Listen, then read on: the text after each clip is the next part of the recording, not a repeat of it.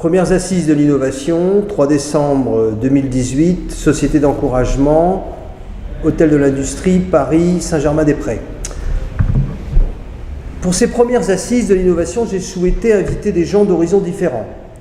J'ai eu l'occasion de rencontrer Pascale Zimmer, qui est porteuse d'un projet intéressant. Elle en est l'instigatrice et elle s'occupe de son développement. Ce projet s'appelle Source Originelle. Elle veut nous en parler. On est face vraiment à un concept innovant qui peut révolutionner le droit d'auteur, la protection intellectuelle. Personnellement, je suis absolument persuadé que le capital immatériel est une des données les plus potentiellement en développement au cours de cette troisième révolution industrielle. Donc le regard qu'elle porte sur ça, elle va nous en dire quelques mots. C'est la raison pour laquelle je voulais l'inviter aujourd'hui, 3 décembre.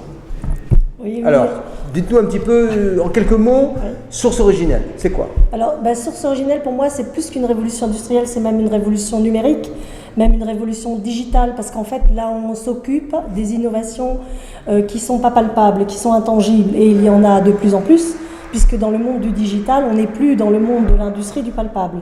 Donc il faut trouver un moyen justement d'avoir quelque chose qui est quand même relativement palpable, on va dire tangible, plutôt je dirais tangible. Alors la solution, c'est de formaliser en concept innovant les idées que l'on peut avoir.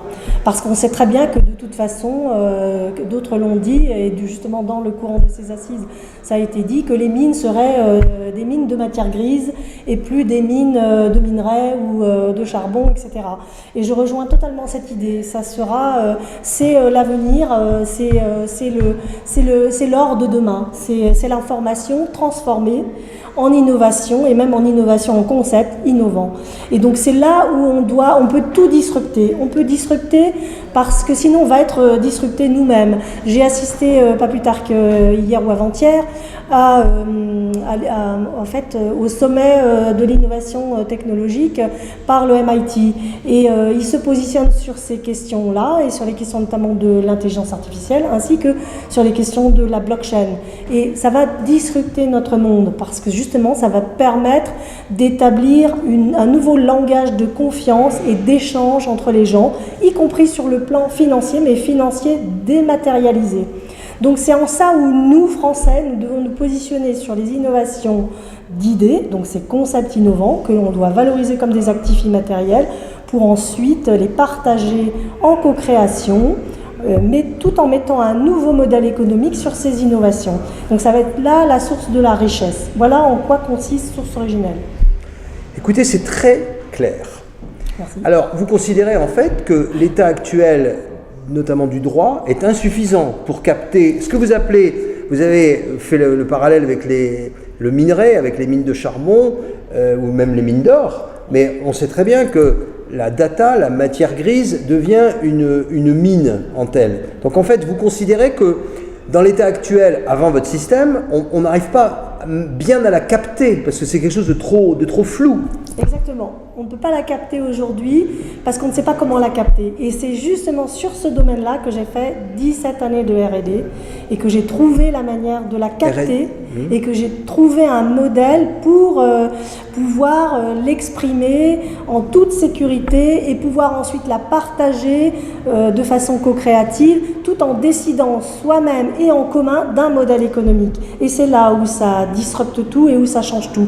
Et ce modèle, je l'ai appelé le modèle d'organisation Opale en fleur de vie, arc-en-ciel même, arc-en-ciel en fleur de vie. Alors pourquoi ce modèle Opale, arc-en-ciel en fleur de vie? Je vais vous expliquer. Opale parce que l'opale, c'est une pierre précieuse. Ensuite, elle est irisée, c'est-à-dire qu'elle possède toutes les couleurs de l'arc-en-ciel.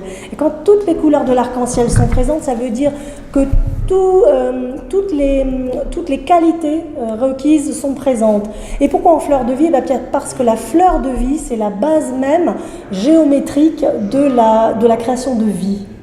Voilà, et donc c'est là où on voit qu'on peut rassembler les cercles les uns entre les autres et former une première fleur et ensuite en associer une autre, etc. Et c'est cette interaction entre ces cercles qui fait que chaque individu peut se relier aux autres et collaborer et co-créer de façon intelligente et aussi en partageant les valeurs et la richesse qui est en fait le futur de demain. C'est comme ça qu'on va avoir ce nouvel économique qui va éclore, parce que je parle d'éclosion du fait de la fleur, voilà, tout simplement. Merci. Très belle image. Merci. Et démonstration tout à fait convaincante. Merci. Et merci donc de votre visite comme auditrice. Alors, vous nous avez prévenu un peu tard de votre présence, donc c'est la raison pour laquelle, mais je crois que vous méritiez d'être à la tribune. Merci beaucoup. Voilà. Au revoir. Au revoir.